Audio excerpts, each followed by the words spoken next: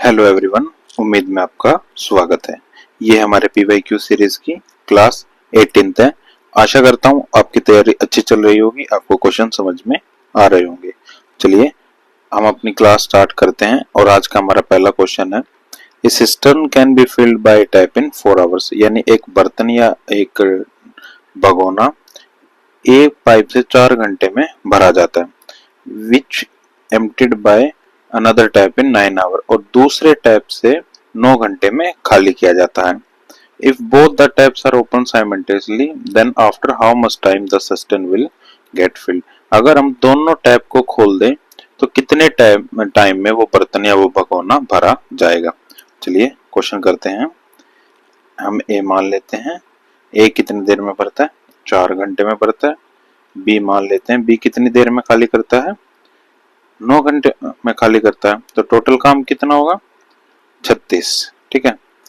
अब ए 9 यूनिट के हिसाब से भरता है और बी 4 यूनिट के हिसाब से खाली करता है, तो हम माइनस लगाएंगे क्योंकि वो ऐड नहीं, वो सब्ट्रैक्ट कर रहा है।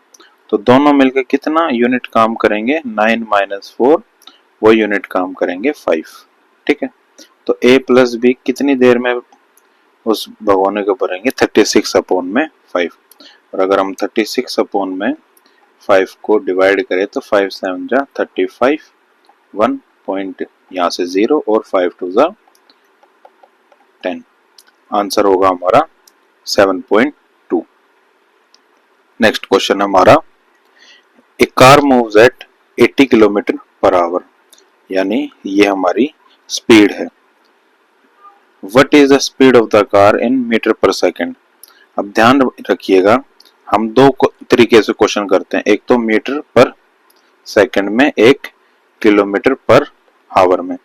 अगर हमें किलोमीटर से आवर में कन्वर्ट करना है, यानी अगर किलोमीटर पर आवर है और हमें कन्वर्ट करना है मीटर पर सेकेंड में, तो हम क्या यूज करेंगे, हम यूज करेंगे 5/18। ठीक है। लेकिन हमें मीटर पर सेकंड से कन्वर्ट करना है किसमें, किलोमीटर पर आवर में, तो हम करेंगे 18/5 का यूज, यानी मल्टीप्लाई। ठीक है। इसका भी एक सॉल्यूशन है, जैसे कि अगर हमें किलोमीटर पर आवर है, ठीक है, और इसे मीटर पर सेकंड में करना है, तो 1 किलोमीटर में कितना होता है, 1000 मीटर होता है, और 1 आवर में कितनी सेकंड होती है, 3600 सेकंड होती है। यानी ये तो आ गया मीटर पर सेकंड में, लेकिन इसको भी तो सोल्व करना पड़ेगा, और 0 से 0 कटने के बाद आएगा 10/36, तो 5/18। यानी किलोमीटर पर आवर से मीटर पर सेकंड में कन्वर्ट करने के लिए हमें 5/18 से मल्टीप्लाई करना पड़ेगा। अब क्वेश्चन को देखते हैं। क्वेश्चन में दिया है 80 किलोमीटर पर आवर और इसे करना है मीटर पर सेकंड में, किलोमीटर टू मीटर पर सेकंड में करना है। तो हम इससे क्या करेंगे, 80 को 5/18 से मल्टीप्लाई कर देंगे। ठीक है। तो अगर हम इसको सोल्व करें तो 9 2 से कट किया और यहाँ 40 और 4 5 जा 20, तो आया हमारा टोटल 200/9। अगर हम 200/9 को सोल्व करें तो 9 2 जा 18 और 20 फिर से, तो 9 2 जा 18 और हमारा रिमाइंडर 2, तो क्या है हमारा 22, 2 और 9। आंसर हमारा 22, 2/9। मिक्स्ड फ्रैक्शन में हमें आंसर बताना है। नेक्स्ट क्वेश्चन है हमारा, if a man speed with the current in 12 kilometre per hour, यानी एक आदमी की रफ्तार 12 किलोमीटर प्रति घंटे की है। The speed of the current is, यानी अब जो बहाव है या वो नदी में है, मान लेते हैं वो नदी में है और उसके तैरने की रफ्तार 12 किलोमीटर प्रति घंटा है, लेकिन जो बहाव है उसकी रफ्तार 1.5 यानी 1.5 किलोमीटर प्रति घंटा है। Then what will be the speed of the man against the current. यानी अब देखिए उसने बोला अगेंस्ट द करंट, यानी विपरीत दिशा में। जब हम विपरीत दिशा में जाते हैं तो माइनस करते हैं, ठीक है, और जब हम साथ में जाते हैं तो प्लस करते हैं। अब क्वेश्चन में उसने क्या लिखा है, man speed with the current, यानी अब वो करंट के साथ साथ जा रहा है तो उसकी किलोमीटर 12 पड़ रही है, यानी अगर मैं x प्लस वाई करूं तो 12 कहलाएगा। x क्या है? स्पीड ऑफ मैन, और y क्या है? स्पीड ऑफ स्ट्रीम या करंट। ठीक है, और करंट की हमें क्या दे रखी है? करंट की दे रखी है 1.5 प्लस में x इज इक्वल टू में 12, तो x की वैल्यू हमारी आ जाएगी 10.5, यानी स्पीड ऑफ मैन, उस आदमी की स्पीड कितनी है? 10.5। अब अंगेज द करंट पूछा है, तो यानी हम माइनस करेंगे x माइनस वाई। x की वैल्यू हमारी 10.5 है और y की वैल्यू हमारी 1.5 है। आंसर हमारा 9 किलोमीटर पर आवर आ जाएगा। इस क्वेश्चन में ऐसे मत कीजिएगा कि आपने क्वेश्चन को ठीक से ना पढ़ते हुए x plus Y is equal to 12 कर दिया और x minus Y is equal to 1.5 कर दिया, आप क्वेश्चन में ब्लंडर कर बैठोगे। नेक्स्ट क्वेश्चन हमारा, which of the following forms an arithmetic progression, यानी एपी कौन सी इन चारों में से बना रहा है। अब एपी की खासियत क्या होती है? उसमें जो कॉमन डिफरेंस होता है डी, वो हर किसी में सेम होता है। तो हम चलिए पहले से देखते हैं कि 1 माइनस 1 0, 1 माइनस 2 या 2 माइनस 1 1। ठीक है, तो डी तो सेम नहीं है, तो ये हमारा नहीं होगा। अब इसमें देखते हैं 0.33 और 0.3 माइनस करेंगे तो 3 और 0.3 हमारा आंसर होगा, यानी 0.03। अब यहां देखें तो 0.333 और 0.33 और 0, तो ये क्या है हमारा 0.0, तो ये भी हमारा सेम नहीं है, तो ये भी कैंसिल आउट हो जाएगा। अगले में देखिए 2 माइनस रूट 2, इसमें 2 माइनस रूट 2 और 4 माइनस 2 रूट 2, तो 2 माइनस 2 माइनस रूट 2 और 2 माइनस रूट 2, क्या ये इक्वल है? नहीं, ये इक्वल नहीं है, तो ये भी हमारा आंसर नहीं होगा।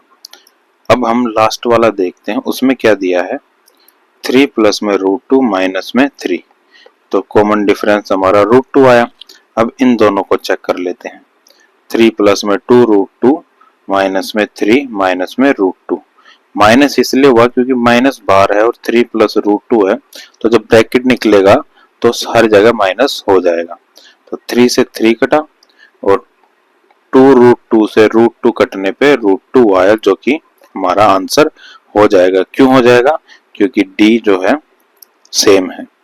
Next question, the solution of system of equation, यानी x बाय ए प्लस में y by b is equal to 2 और ax माइनस में by इज इक्वल टू में a स्क्वायर माइनस में b स्क्वायर।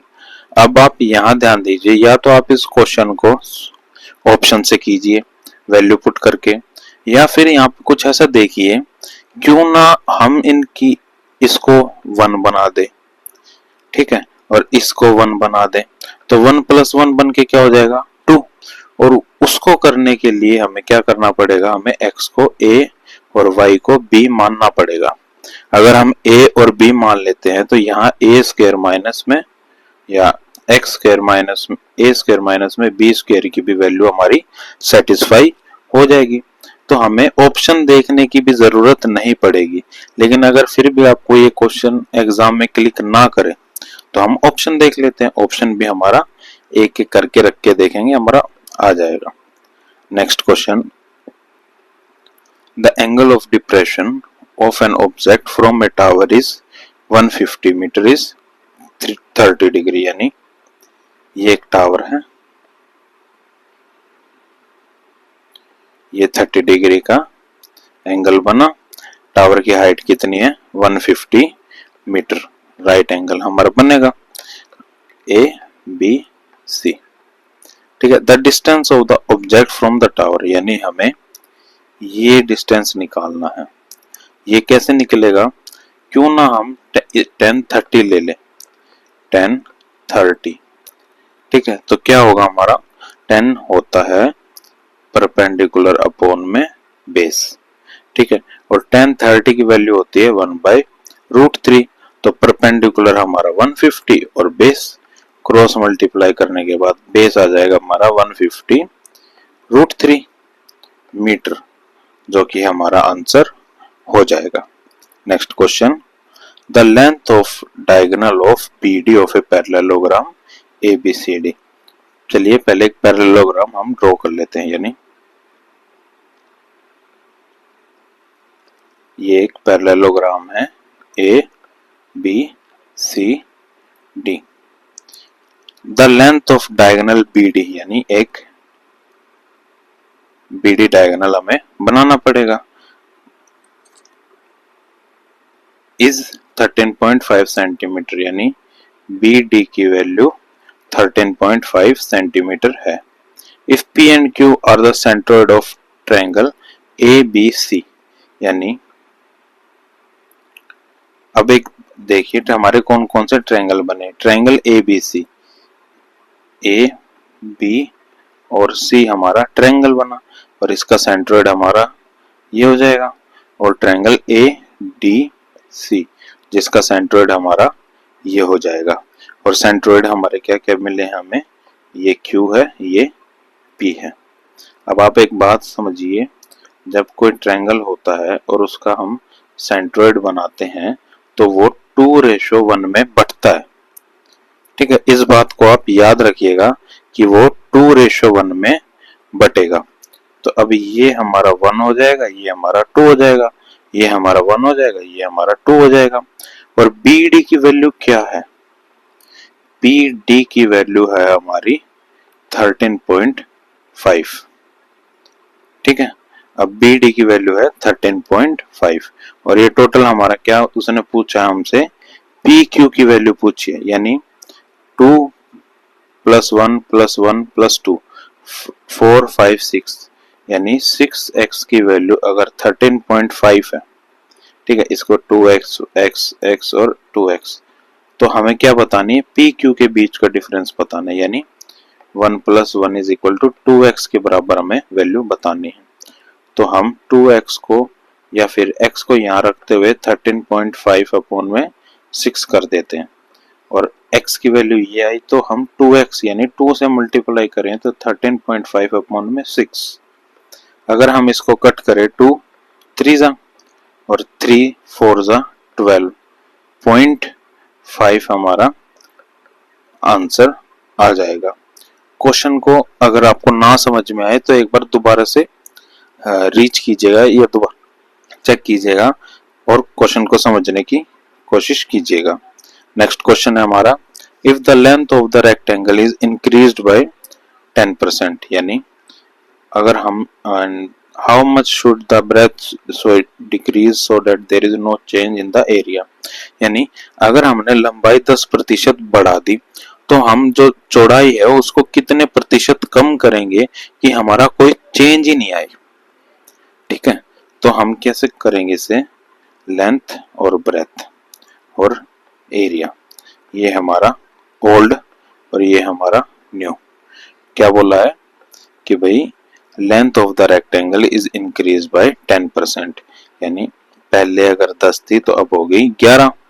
और अगर हमें इसे इक्वल करना है तो अगर मैं मान लेता हूं कि हमारी पहले ब्रेथ 11 थी तो हमें यहाँ 10 करनी पड़ेगी। क्यों करनी पड़ेगी, क्योंकि जब भी तो एरिया हमारा दोनों का इक्वल आएगा, no change in the area. तो बी कितनी कम हुई है, बी कम हुई है 1 कम हुई है, 11 से 10 हुई है तो 1 कम हुई है, कितने पे हुई है, 11 पे हुई है। और इसका प्रतिशत हमारा क्या होगा, इसका प्रतिशत हमारा 9/1/11% होगा। आप डिवाइड करके भी देख सकते हैं, आपका मिक्स फ्रैक्शन में आंसर यही आएगा।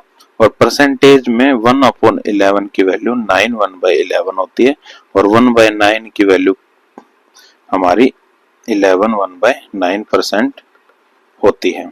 याद रखिएगा, आगे हेल्प होगी। Next question, the coefficient of dispersion of two distribution are 50 and 60 and their arithmetic means are 30 and 25 respectively. The difference between their standard deviation is, ये क्वेश्चन थोड़ा सा अजीब अजीब है। क्यों? क्योंकि ये बेसिक 10 तक थोड़ा कम आता है, ये 11 12 या मिसलिनियस में आप इसको काउंट कर सकते हैं।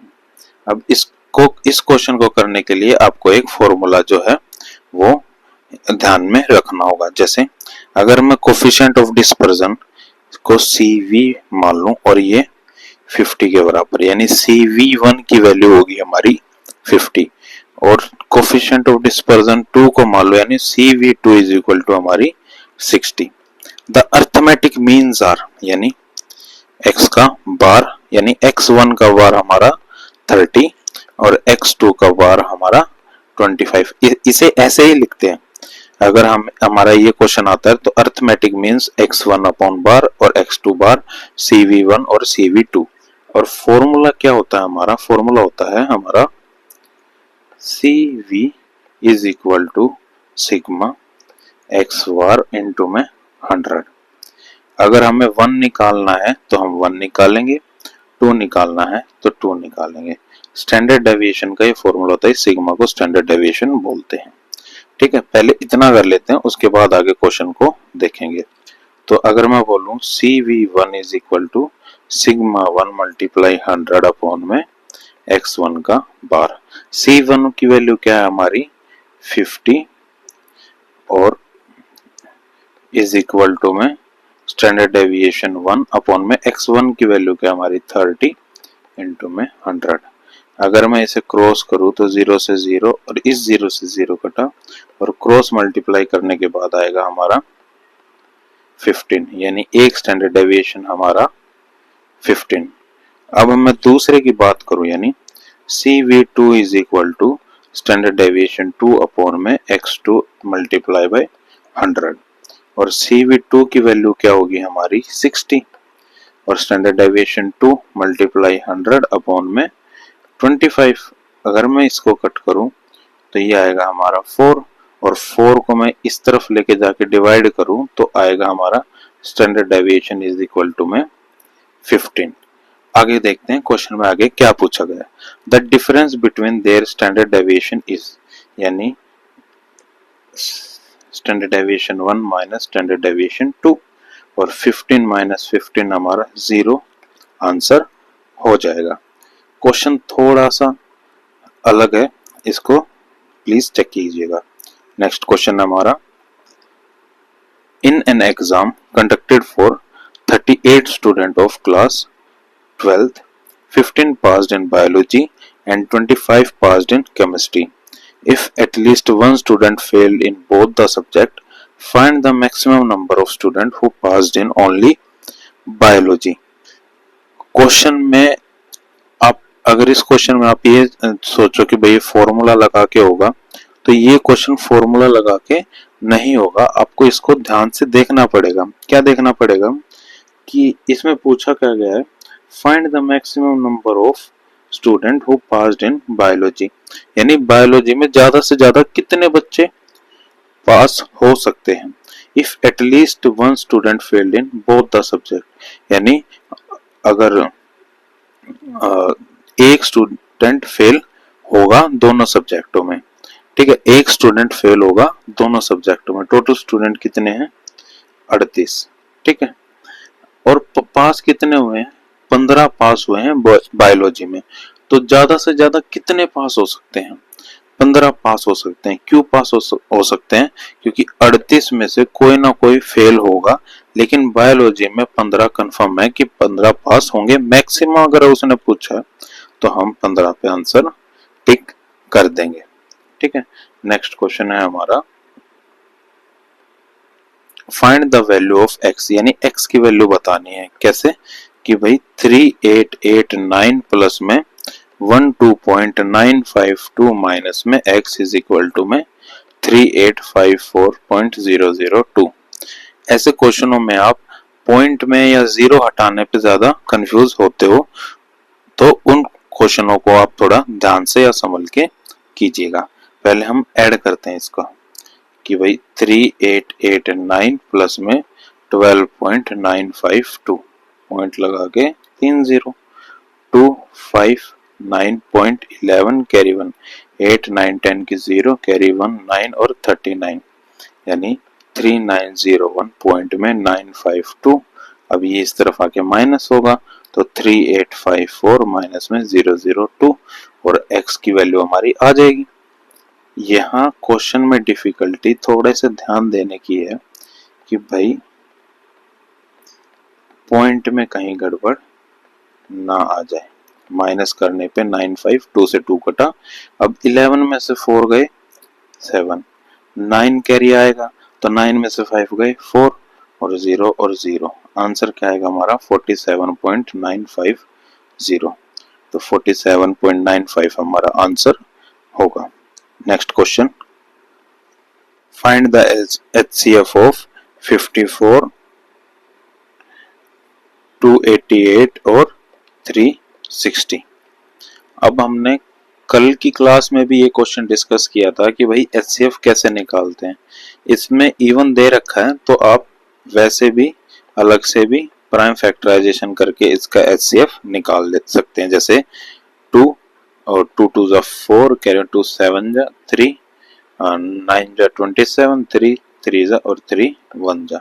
वहीं अगर मैं इसका करूं तो 2 144, 3 4 जा 12 और 8 3 जा 24, 3 1 जा 3, 3 6 जा 18, 4 4 जा 4 1 जा।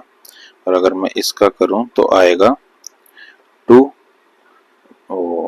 180, 2 से 90, 2 से हमारा 45, 3 से 15, 3 5 जा 5 1 जा।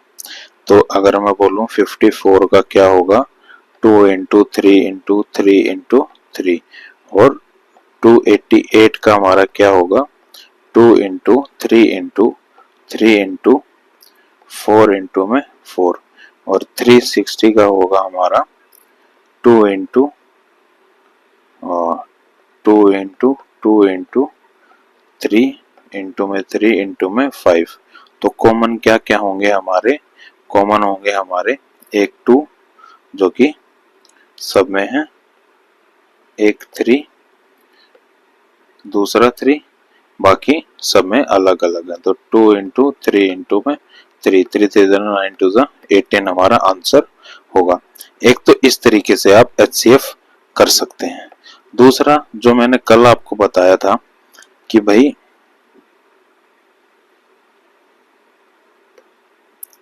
54, 288 और 360, इनका डिफरेंस निकाल के देखते हैं भाई कि इसका क्या डिफरेंस होगा और इसका क्या डिफरेंस होगा।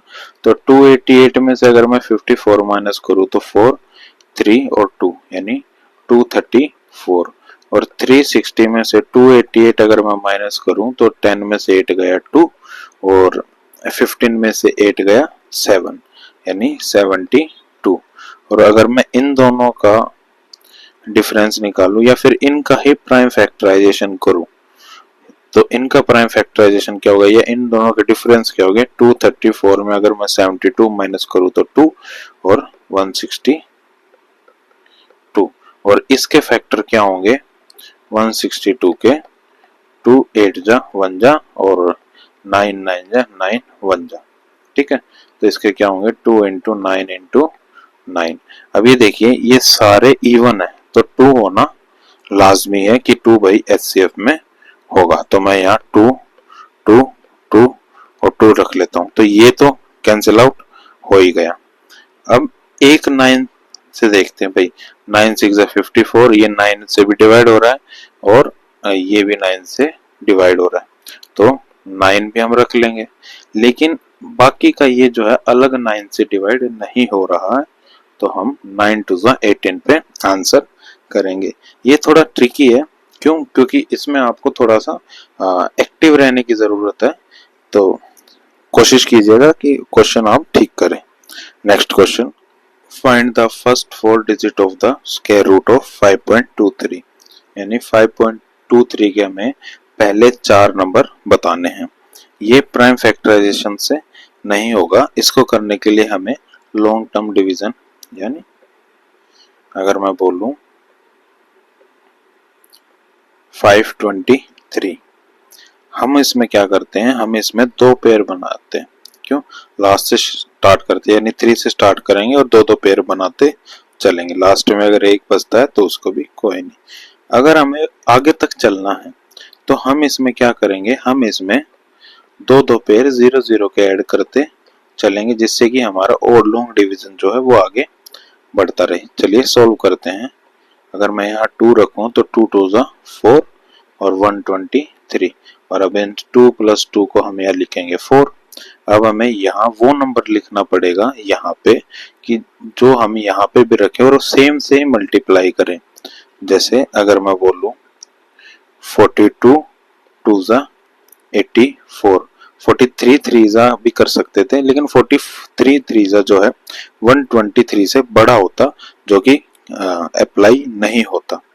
तो 00 उतरी हमारी और 123 में से 84 जाने पे हमारा 39 आया। अब 42 में 2 ऐड करके क्या आया हमारा 44। अब 44 में भी हमें कोई वैल्यू रखनी पड़ेगी, और वो वैल्यू हमारी क्या होगी, अगर हम यहाँ पे 8 रखें तो 4 48 8 जा 8 8 जा 64 का 4 कैरी 6 8 4 जा 32 + 6 तो 8 कैरी 3 8 4 जा 32 प्लस में 3 तो 35। ठीक है, तो 3584 हम यहाँ रखेंगे और कट के हमारा आएगा 316। अब 00 फिर से हमारी उतारी, क्योंकि अभी तक हमारे 3 ही हुए हैं, हमें लास्ट 4 तक तो करने ही है। तो 448 में 8 अगर जोड़े तो हमारा बनेगा 456। अब हमें यहाँ ऐसे क्या वैल्यू रखनी है जो इसके छोटी हो और इससे बढ़ी ना जाए। तो हम अगर उसमें 7 रखते हैं तो 456 7 7 जा 7 7 जा 49 का 9 कैरी 4 7 6 जा 42 प्लस में 6 तो प्लस में 4 तो 6 तो 6 कैरी 4 7 5 जा 35 प्लस में 4 तो 9 कैरी 3 और 7 4 जा 28 और 3 तो 31, जो कि इससे बड़ा हो गया, तो हमें यहाँ 6 रखना पड़ेगा। ठीक है, अब या तो आप इसे आगे सोल्व कर लो, या हमारे जो 4 नंबर आगे हम यहाँ तक ही रुक जाते हैं। तो क्या हमारे 4 नंबर आए 2 2 8 6 और क्या था हमारा 5.23, तो हम यहाँ पॉइंट लगा देंगे। आंसर हमारा क्या आएगा 2.286। नेक्स्ट क्वेश्चन हमारा 0.04 की पावर -1.5। तो x इज इक्वल टू में x, तो हमें x की वैल्यू हमें बतानी है। अब यहाँ ये देखने का है कि 1.5 को हम क्या लिखते हैं 15/10 और कट के उसे आएगा 3/2। और अगर माइनस है, जैसे अगर a की पावर -1 है तो 1/a हो जाता है। क्यों, क्योंकि वो डिनोमिनेटर में चला जाता है। तो अगर मैं 0.04 को -3/2 लिखूं इज इक्वल टू में x, उसके बाद अगर मैं 0.04 को या फिर 4/100 लिख दूं तो 3/2 वो भी माइनस का x के बराबर, यानी अब 4 को हमें नीचे लेके जाना पड़ेगा और 100 ऊपर, तो पावर जो हमारी पॉजिटिव हो जाएगी। ठीक है, अब 3/2 को हम क्या लिख सकते हैं 3 × 1/2। ठीक है, यानी 100/4 3 × 1/2, यानी हम पहले इसका स्क्वायर रूट करेंगे और स्क्वायर 100 का स्क्वायर रूट होता है 10, 4 का स्क्वायर रूट होता है 2। अब बचा क्या, सिर्फ क्यूब बचा। क्यूब करने के बाद हमारा आंसर क्या आएगा, इसमें आएगा अपॉन में 8, और 1000 को 8 से डिवाइड करें तो 8 1 जा 8 20 8 2 जा 16 40 और 8 5 जा 40, तो हमारा 125 आंसर आ जाएगा। Next question, find the average of the first 40 natural number. Natural number कौन से होते हैं, जो 1 से लेके आगे तक जाते हैं। तो n की वैल्यू क्या हमारी 40, लास्ट टर्म भी हमारी 40 होगी। क्यों, क्योंकि 40 1 से लेके 40 तक का सम निकालना है। फर्स्ट टर्म हमारी 1 होगी, ठीक है, और डी भी हमारा 1 होगा क्योंकि 1 2 3 4 और 2 में से 1 गया तो 1। अब सम का क्या फॉर्मूला होता है या एवरेज का क्या फॉर्मूला होता है? एवरेज का फॉर्मूला होता है सम अपॉन में टोटल, यानी 1 + 2 + 3 को 40 तक ले जाते हुए और टोटल में 40, क्योंकि टोटल नंबर हमारे 40 हैं, ये एवरेज है। और ये एक एपी सीरीज है, यानी 1 + 2 + 3 40, जहां में लास्ट टर्म हमें पता है, नंबर ऑफ टर्म्स हमें पता है, ए और डी पता है। अब सम का फॉर्मूला क्या होता है? n/2 a प्लस में l, ठीक है, और n क्या हमारा 40/2, a क्या हमारा 1 और l क्या हमारा 40, 2 से कटा तो 20 और 40 + 1 41, और इसको ऐड करने पे 0, 2 1 जा 2 और 4 2 जा 8, यानी ये हो जाएगा 820 के बराबर अपॉन में 40। 0 से 0 कटा, 41/2 और 41 को 2 से डिवाइड करें तो 20.5 हमारा आंसर आ जाएगा। चलिए अब हम कुछ क्वेश्चंस जो हैं वो देख लेते हैं हम, या रिकैप कर लेते हैं जो थोड़े से डिफिकल्ट या थ्योरेटिकल हैं। जैसे if the number of diagonals of a regular polygon is 27 then the number of the sides is, यानी इसमें हमें एक बात याद रखने की है कि भाई